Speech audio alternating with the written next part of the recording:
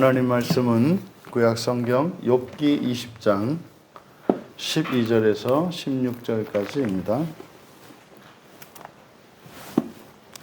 우리 같이 한 목소리로 함께 읽겠습니다.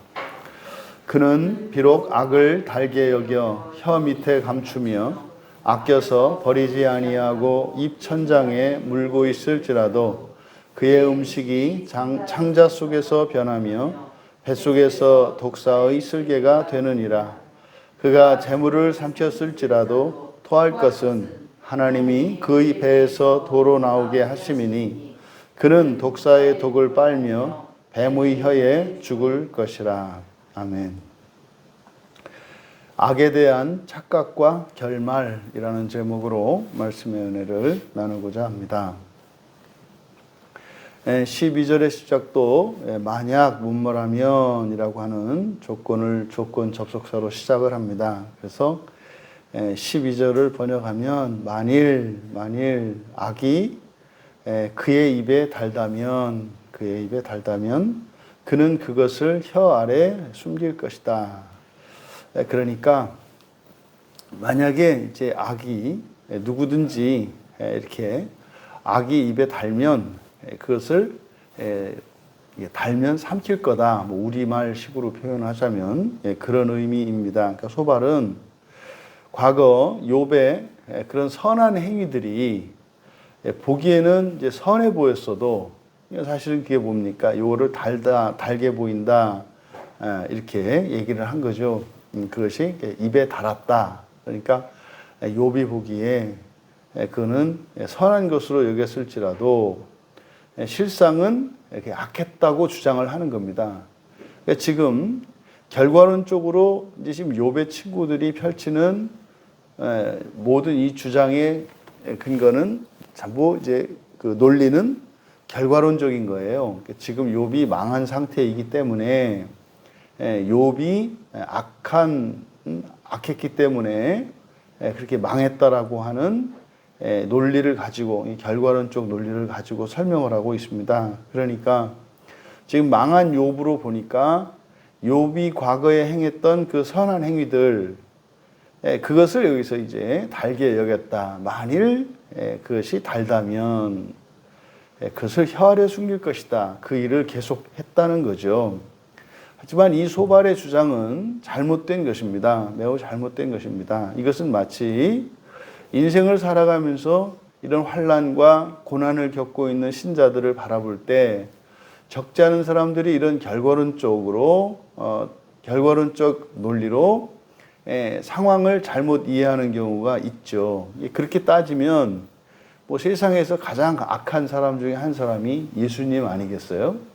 그렇게 수많은 사람들을 살려내고 말이죠. 엄청난 뭐 기적들까지 펼쳤는데 결국에는 십자가에서 죽어버리는 일이 있었잖아요. 그러면은 결과론적으로 보자면 예수님도 뭐 굉장히 악한 사람이라고 지금 소발의 논리대로라면 그렇게 되는 거죠.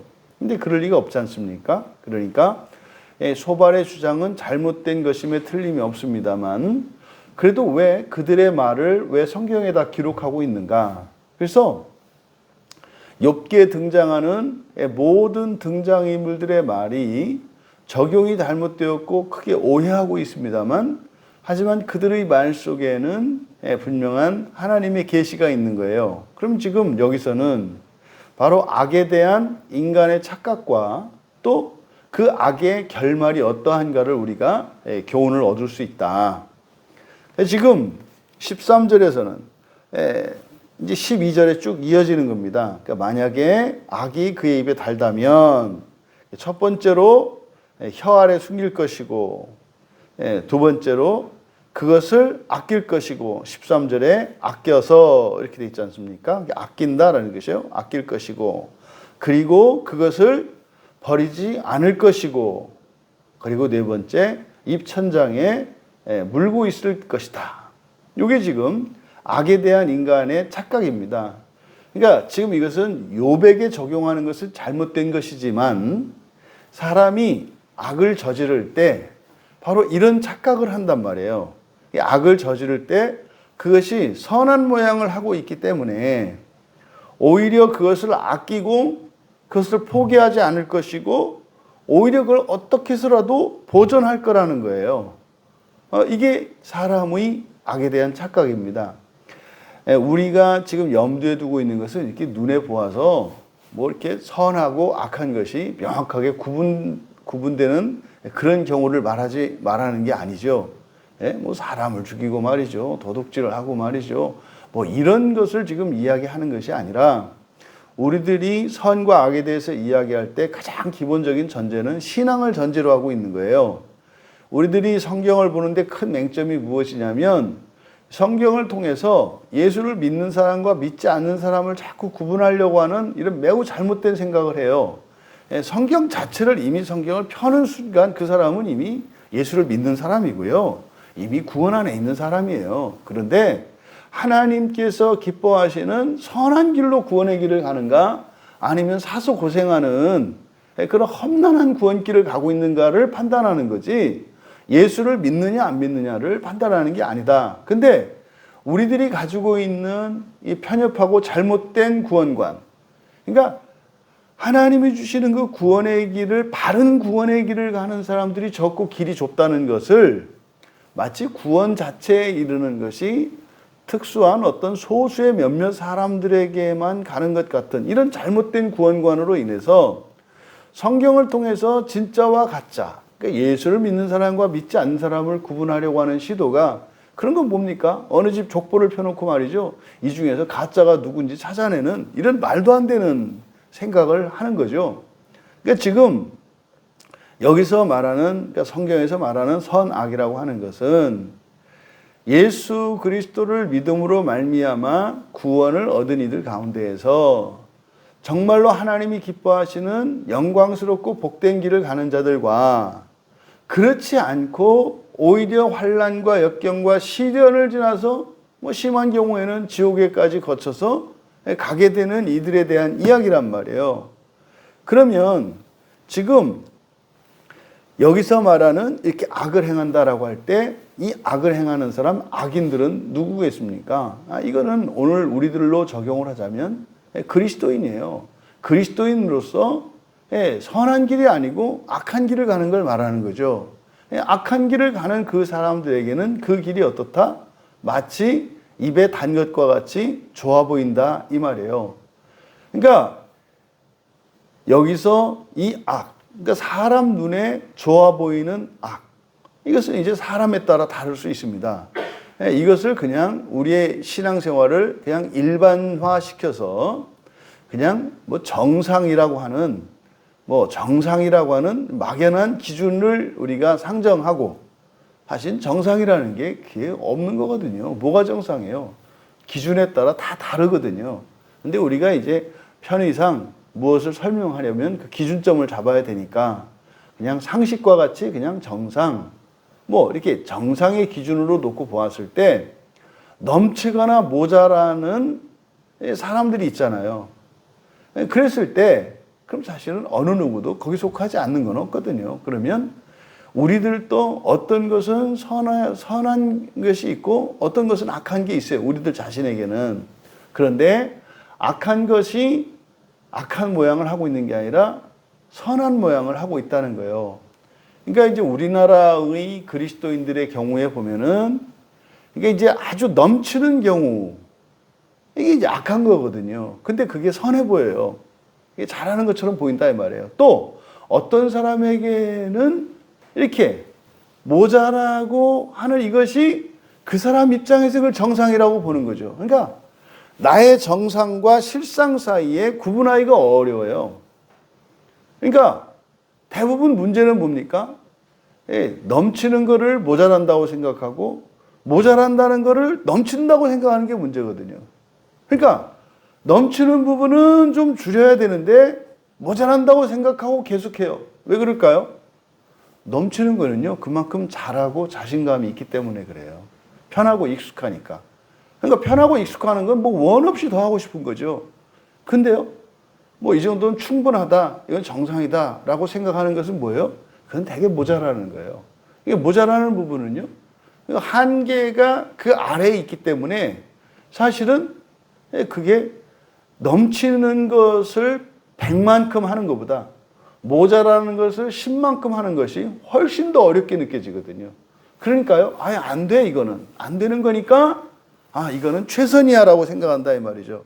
우리는 정상을 기준으로 해야 한다, 이 말이죠. 정상을.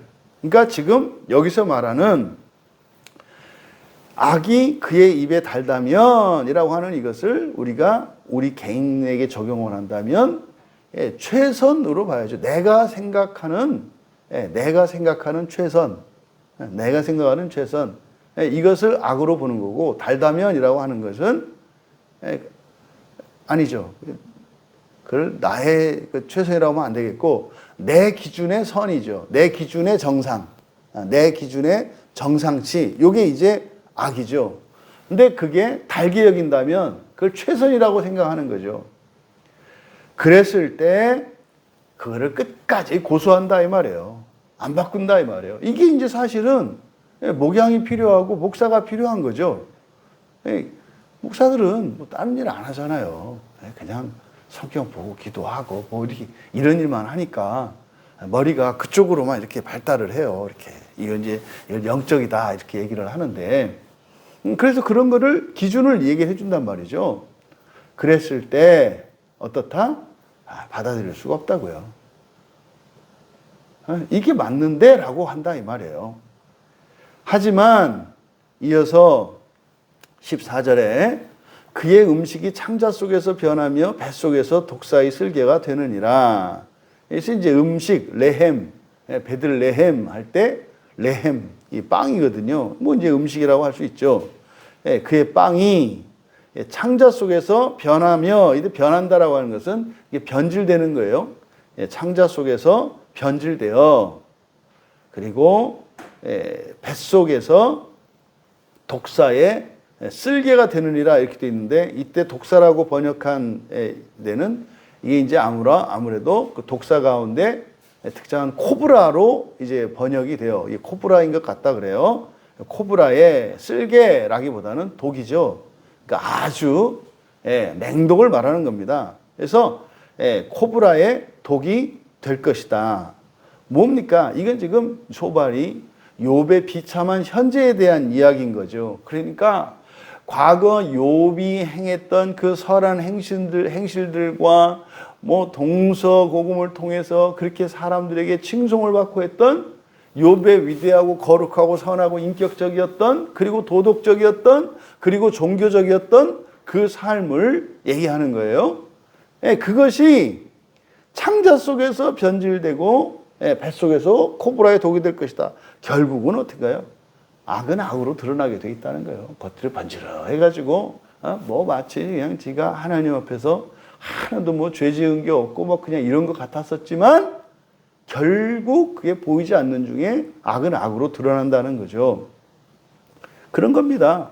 지금 이 소발의 그 진심은 그런 거죠. 봐라, 네가 이렇게 됐으니 결국 네가 과거에 했던 그런 것들은 다 악한 거야. 그래서 좋아 보이고 사람들에게 뭐 칭송을 받고 이렇게 했지만은 결국에는 그 독성이 나와가지고 네가 이렇게 되고 말았잖아. 이런 얘기죠.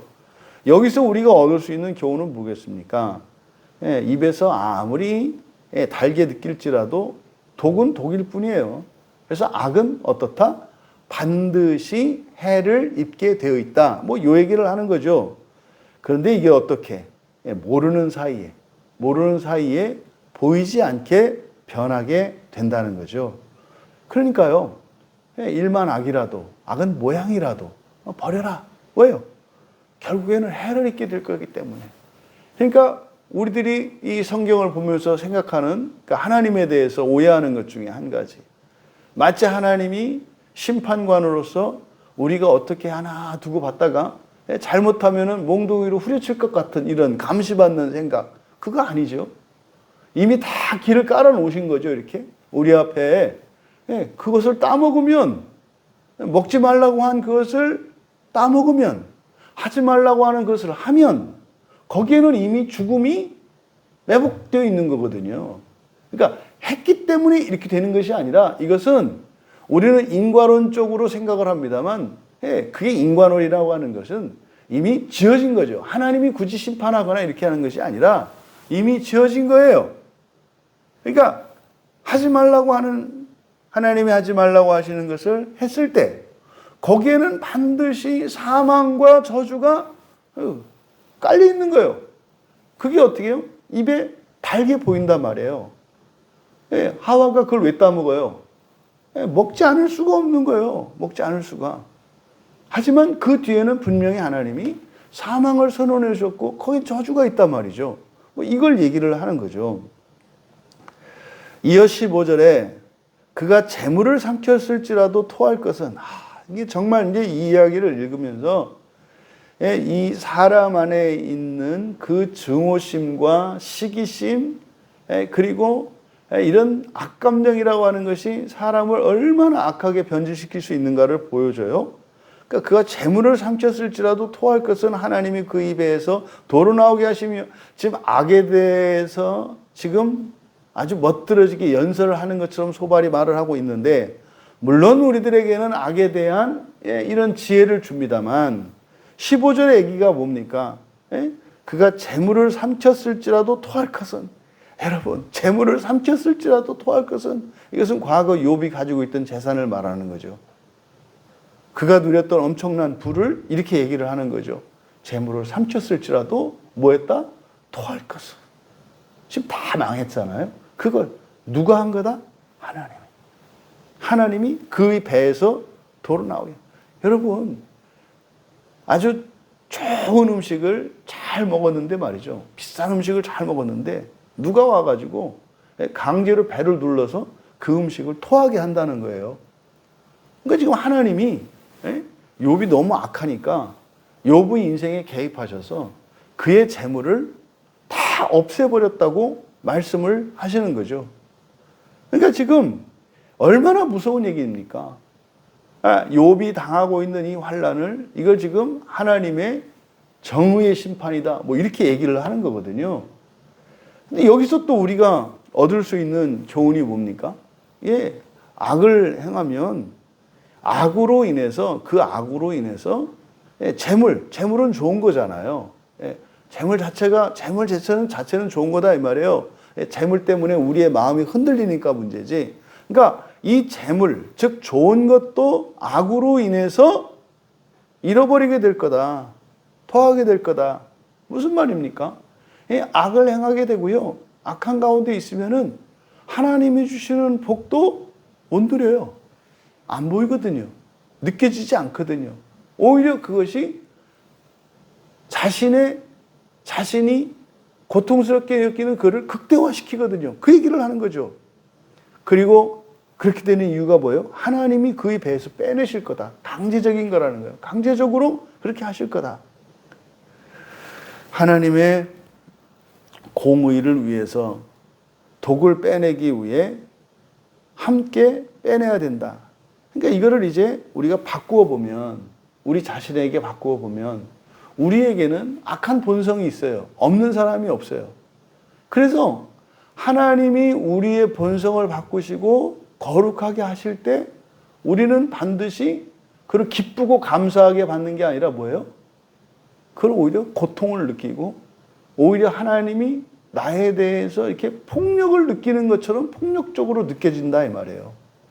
그러니까 하나님으로부터 정말 은혜를 받을 때는 그때 기쁘고 감사해야 하는데, 이 악으로 인해서 악에 잡히게 되면은 하나님이 하시는 구원의 행동이 나에게 오히려 있는 자유와 재산과 명예와 생명을 뺏어가는 것처럼 느낄 수 있다는 거죠. 기억하십니까? 예전에 그 군산의 그 시장의 권사님 그 자녀분을 잃으셨을 때, 그 큰딸을 잃어버리셨을 때 했던 간증이 기억나세요? 어린 시절에 큰딸하고 아들 이렇게 있었는데, 큰딸은 어려서부터 신앙이 참 좋았고, 아들은 뭐 그냥 간신히 그냥 걸쳐 있는 그런 이제 두 자녀를 두셨는데, 어린 시절에 고등학교 때 그 수련회 갔는데 산사태가 나가지고 그 수련을 덮쳐버린 거예요. 그래서 그때 아들은 살고 큰딸이 죽었어요. 그 자리에서. 산사태가 나가지고. 근데 그 권사님이 그 소식을 듣고 그렇게 고백했다는 거예요. 신앙 좋은 큰 아이를 데려가 주셔서 정말 감사합니다. 그러니까 그 권사님 마음속에 아들의 신앙에 대해서는 마음이 편치 않았던 거예요. 이 녀석은 지금 죽으면 안 되는 상태였던 거죠. 그 권사님이 그 일이 일어나고 보니까. 근데 큰딸은 신앙이 아주 독실한 상태였었기 때문에 이 녀석이 인간적으로 너무 마음 아프지만 주님 품으로 갔겠구나. 이 확신이 든 거예요. 어머니 권사님이. 아무리 그래도 그렇지 그런 기도가 감사의 기도가 나옵니까? 둘 중에 하나가 살았다고 감사를 느낍니까?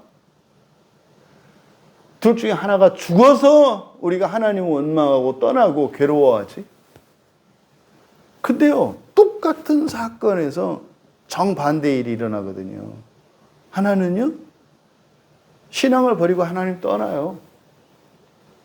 내가 새벽 기도를 신 적도 없고 내가 인생을 하나님을 위해서 이렇게 살았는데 어떻게 내 자식을 데려가십니까? 하고 10중 8구는 하나님 원망하고 저주하고 떠나죠. 근데 이 권사님은 진심이었어요. 진심. 뵀는데 진심이에요. 그때 또 뭐 권사님 만났더니 또 한술 더 뜨시더라고요. 옛날에 이제 어렸을 때 이제 그런 일이 있었고. 시장 안에서 이렇게 장사를 하시니까 그분은 뭐 이렇게 돈 받으면 확인도 안 하신대요, 이렇게. 그래서 그냥 오면은 믿겠거니요 다 받아서 그냥 이렇게 방석 위에 앉는 방석에 이렇게 돈을 놓는답니다, 이렇게. 근거 없이. 예. 그래가지고, 방석 밑에다가, 이렇게 방석 밑에, 거기가 근거래요, 이렇게. 어느 날 했는데 그 방석 밑에 그날 장사한 돈이 다 없어져 버린 거예요. 그래가지고 이 권사님이 회개하셨대요. 저 때문에, 이 못된 년 때문에 멀쩡한 사람 도둑질하게 만들었다고. 내가 돈을 여기다 놓으니 그걸 누가 보면 가져가고 싶지 않겠냐고. 내가 사람들을 유혹했다고 회개하셨대요. 그다음부터는 돈을 거기다 안 뒀대요. 돈을 잃어버린 게 아니라 내가 누군가의 마음을 흔들어서 시험에 빠지게 했다고 하는 이것 때문에 회개하는. 여러분 그렇습니까? 아니 하나님이 돼가지고 뭐 그것도 못 지켜요? 내가 어떻게 살았는데? 이럴 판인데 이런 거죠.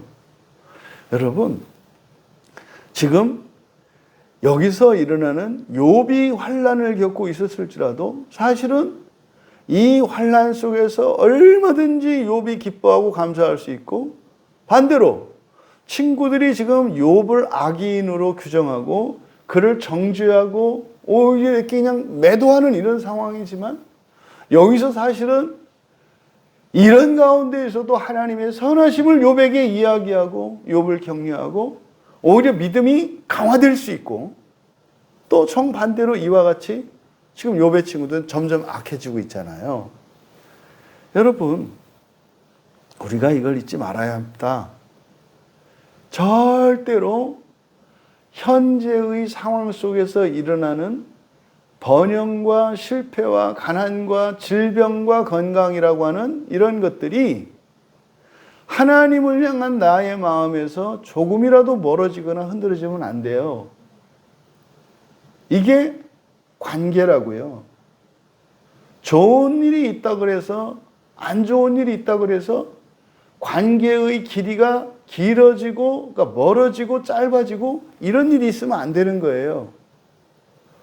왜 사람들이 인생이 불안하고 왜 그렇게 쉽게 행복할까요? 전부 관계들을 상대적인 관계로 만들어버렸기 때문에 항상 긴장 속에 있는 거예요. 부모와 자식 간에도 언제든지 멀어질 수가 있어. 아무리 친한 친구라 하더라도 언제든지 원수로 변할 수 있어. 그러니 늘 긴장 속에 있고 마치 온몸의 근육이 늘 경직되어 있는 것 같이 그렇게 살아가는 거예요. 힘들죠. 그러니요, 참다가 더 이상은 버틸 수 없는, 그냥 쓰러질 수밖에 없는 상황이 오게 돼 있는 거예요. 그렇게 살면. 그러니까 상대적인 세계 속에서 살지만 예수 그리스도를 믿는 사람들은 절대성을 갖고 살아가는 거예요. 그럼 이게 옳다? 항상 그렇다? 아니에요. 친구가 원수짓을 해요. 근데요, 원수짓을 한다고 해서 친구가 아닌 게 아니라는 거예요. 원수짓을 한다고 해서 부모가 자식이 아닌 게 아니라는 거예요. 이게 진리를 아는 사람들이 가지게 되는 절대적 인간관계예요. 이거는 어떤 사람이 그렇다는 게 아닙니다. 내가 그런 사람이라는 게 아닙니다. 멀어질 것 같고 아닌 것 같고 부인되어지는 일은 부인하지 않을 수 없는 상황이라 할지라도 나는 그리스도 예수를 믿는 것과 같이 이것을 절대적으로, 이게 뭡니까? 이게 믿음의 눈으로 보는 거고요. 이게 소망의 삶이에요. 도저히 소망이 없는 이에게서 그를 하나님께서 온전케 하실 것을 믿고 바라보는 거예요. 그것이 우리에게 기쁨이 되거나 만족을 주지 않아요. 괴로움을 주고 고통을 주고 불안감을 줍니다. 이거 맞나? 이 길이 맞나? 내가 잘못된 길을 가는 것 같은데 라고 하는 끊임없는 의심이 와요. 왜요? 그렇게 하면서 나의 믿음이 강화되는 거죠. 그렇게 하면서 소망이 진짜 소망되는 거죠. 왜요? 도저히 믿을 수 없는 상황이고 이건 절대로 아니야! 라고 확신을 했는 순간 하나님께서 바꾸시거든요. 이게 나의 힘이나 무엇이 아니라 이건 전적인 하나님의 은혜구나. 이렇게 되는 거죠. 이어 16절에 그는 독사의 독을 빨며 뱀의 혀에 죽을 것이다. 예, 여기서는 그를 주어로 해서 했습니다만 그가 코브라의 독을 빠니 독사의 혀가 죽일 것이다. 죽이는 것은 독사의 혀예요. 독사의 혀. 여러분들이 이것만 기억하셔도 정말 많은 시험을 이길 수 있는 것은 인생에서 일어나는 모든 불행하고 힘들고 고통스럽고 슬프고 꺼려지는 이런 모든 일들의 주체는 누구예요? 독사의 혀예요. 독사의 혀. 사탄 마귀의 짓이라고요. 누군가가 미워져요. 그 사람이 미운 사람이기 때문에 미워지는 게 아니라 누가 하는 짓이라고요? 마귀가 하는 짓이라고요. 원래 그냥 사람은요, 다 사랑하는 거예요, 서로. 원래가. 그런데요, 미워진다니까요. 근데 그때 그 사람이 하는 거로 착각하게 되면 원수가 되거든요. 그런데요, 독사가 하는 짓이에요. 독사가. 이 세상에 모든 악한 일들과 악한 행동과 악한 말과 이런 것들은 독사가 하는 짓이라고요. 그래서 그리스도인들이 약간 멍청해 보이고 덜 약삭 빠른 것처럼 보이는 게 진리를 알기 때문에 그래요. 이게 손해를 보고, 앞서 말씀드린 그 권사님이 돈 아까운 줄 모르고 자식 귀한 줄 모르기 때문에 자식이 죽었는데 감사하고 돈을 잃어버렸는데 내가 누군가로 하여금 죄짓게 했다고 회개할까요? 그 일을 일으킨 게 누군지 확실히 알기 때문에 그런 거예요.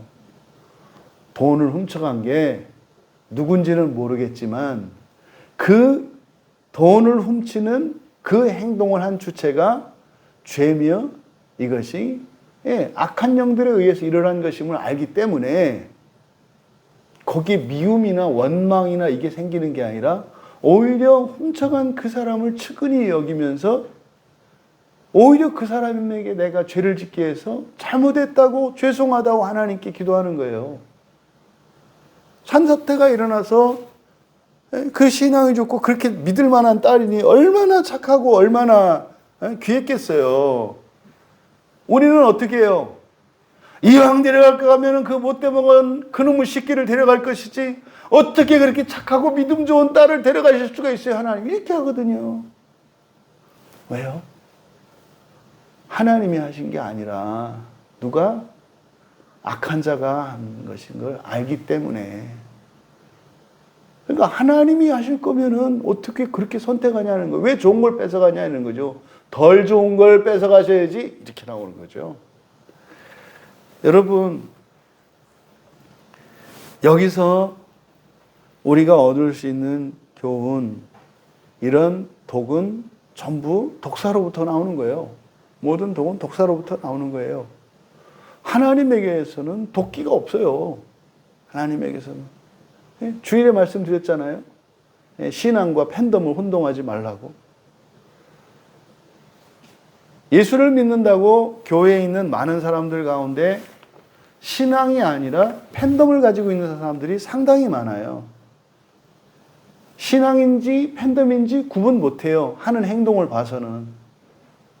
겉으로 봐서는 그 사람의 인격성이나 그 사람의 무엇의 어떤 결과로 나타나기 때문에 절대로 눈으로 봐서는 팬덤 현상인지 이게 참된 신앙인지 알 수 없다고요. 보세요. 그 우리나라에 뭐 전 세계적으로 유명한